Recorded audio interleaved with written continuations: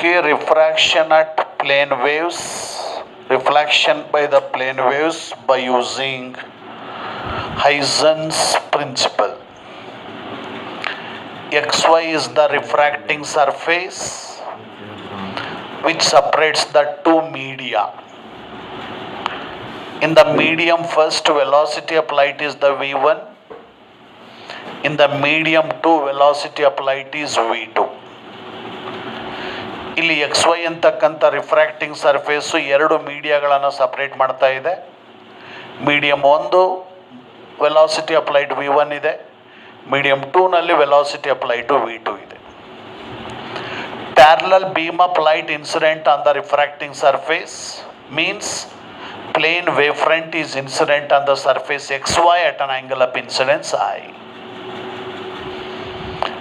According to Huygens principle, every point on the plane wavefront is the source of secondary disturbance.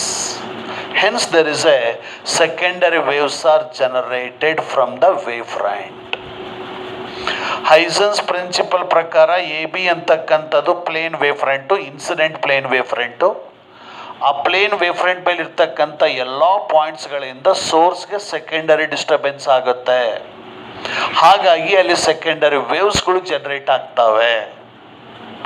ಹಾಗಾದರೆ ಇಲ್ಲಿ secondary ವೇವ್ಸ್ಗಳು A B ಅಂತಕ್ಕಂಥ wave ಫ್ರಂಟಿಂದ generate ಆಗಿದೆ. B ಪಾಯಿಂಟಿಂದ ಬಂದಿರತಕ್ಕಂಥ secondary ವೇವ್ಸ್ಗಳು v1 ವೆಲಾಸಿಟಿಯಿಂದ ಬಂದು C ಪಾಯಿಂಟನ್ನು reach ಆಗ್ತವೆ in a time t second.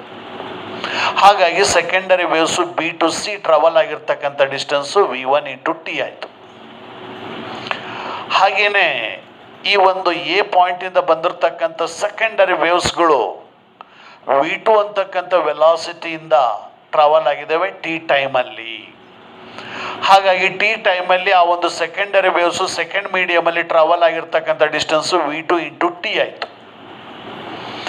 ಈಗ A ಪಾಯಿಂಟಿಂದ ನಾವು ಒಂದು ಆರ್ಚನ್ನು ಡ್ರಾ ಮಾಡ್ತೀವಿ with A as the centre. ಏನ ಸೆಂಟರ್ ಅಂತ ತಗೊಂಡು ಅಲ್ಲಿ ಒಂದು ಆರ್ಚನ್ನು ಡ್ರಾ ಮಾಡಿದ್ದೀವಿ. ನೆಕ್ಸ್ಟ್ ಸಿ ಪಾಯಿಂಟಿಂದ ಒಂದು ಟ್ಯಾಂಜೆಂಟನ್ನು ಡ್ರಾ ಮಾಡ್ತೀವಿ. This tangent touches the spheres of all the refracted secondary wavelets. ಈಗ light one medium to another medium ಬಂದಿರೋದ್ರಿಂದ ರಿಫ್ರಾಕ್ಷನ್ ಆಗಿದೆ. ಹಾಗಾಗಿ ಇಲ್ಲಿ ಬಂದಿರತಕ್ಕಂಥ ಸೆಕೆಂಡರಿ ವೇವ್ಸನ್ನು ರಿಫ್ರಾಕ್ಟೆಡ್ ಸೆಕೆಂಡರಿ ವೇವ್ಸ್ ಅಂತ ಕರಿತೀವಿ. ಆ ಒಂದು ರಿಫ್ರಾಕ್ಟೆಡ್ ಸೆಕೆಂಡರಿ ವೇವ್ಸ್ನ ಸ್ಪಿಯರ್ಸನ್ನು ಟಚ್ ಆಗುತ್ತೆ ಸಿ ಡಿ ಅಂತಕ್ಕಂಥ ಪ್ಲೇನ್ ವೇವ್ ಫ್ರಂಟು ಅಥವಾ ಸಿ ಡಿ ಅಂತಕ್ಕಂಥ ಟ್ಯಾಂಜೆಂಟು. ಹಾಗಾಗಿ this C D becomes refracted plane wave front. AB is the incident plane wavefront and CD becomes the refracted plane wavefront, because the light, when the light travels from one medium to another medium, there must be a refraction takes place. Angle between incident plane wavefront and the refracting surface is the angle of incidence I. Angle between refracted plane wavefront and the refracting surface is the angle of refraction R. ಈಗ distance B to C equal to v1 into T ಆದರೆ distance A D equal to v2 into T ಆಯಿತು. Now in the triangle ABC, angle of incidence I, sin I is equal to its opposite side is BC and hypotenuse side is AC. ಹಾಗಾಗಿ sin I equal to BC by AC.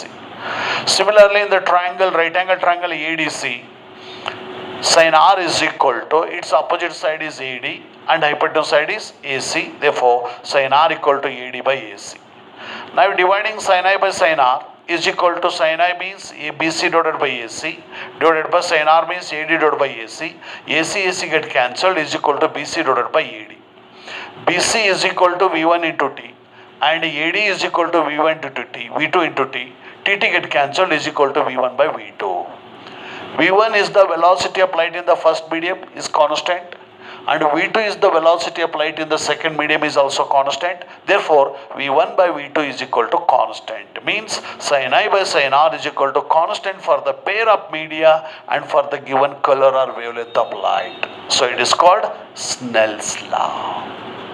ಈ ರೀತಿ second law of reflection ಅಥವಾ refraction ಅಥವಾ ಸ್ನೆಲ್ಸ್ ಲಾನ verify ಮಾಡಿದ್ದೀವಿ.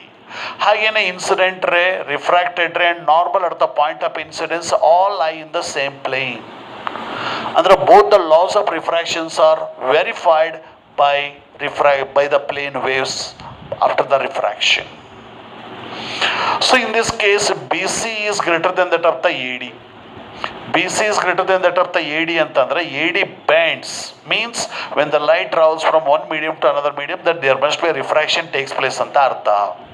ಅಂದರೆ refraction ಆಗಿರೋದ್ರಿಂದನೇ bend ಆಗಿದೆ, that's why that BC is greater than AD. ಜೊತೆಗೆ velocity of light in the first medium is greater than the velocity of light in the second medium, that's why this refracted ray bends towards the normal. Means velocity of light in the rarer medium is more than that of the velocity of light in the denser medium. That's why when the light travels from rarer to denser, this refracted ray bends towards the normal. ಈ ರೀತಿ ನಾವು loss of refraction ಅನ್ನು verify ಮಾಡಿದ್ದೀವಿ. Okay.